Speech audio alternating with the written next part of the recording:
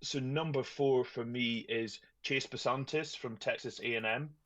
Um, he is he was a well decorated kind of offensive line coming in.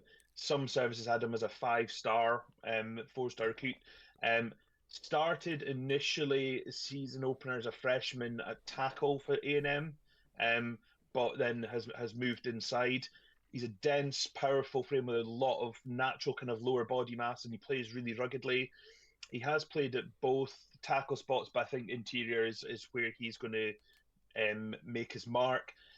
He's tough, he's physical. He's a functional athlete rather than really dynamic. He moves well to survive, but his traits definitely suit more inside.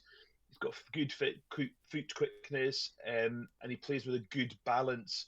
Um, he's good in the run game and the pass game. I think there's a lot to like there. His pass game's really built on that strength, that anchor, and technique rather than athleticism. He handles power rushing well.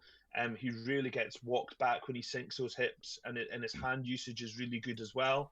Um, in the run game, he can use his power and his leverage and his competitive toughness to get out there.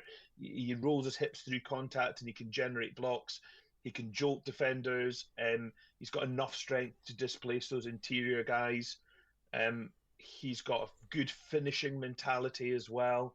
I think he could, in those kind of creating gaps, those gap schemes, I think he would work perfectly.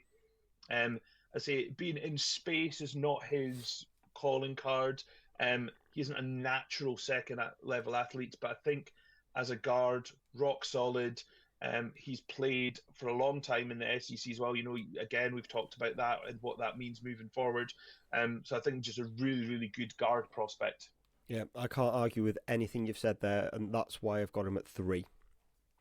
I like the you've almost said perfectly in terms of what I can add to it. I'll try, but yeah, I thought he was a better pass protector than he was a run blocker.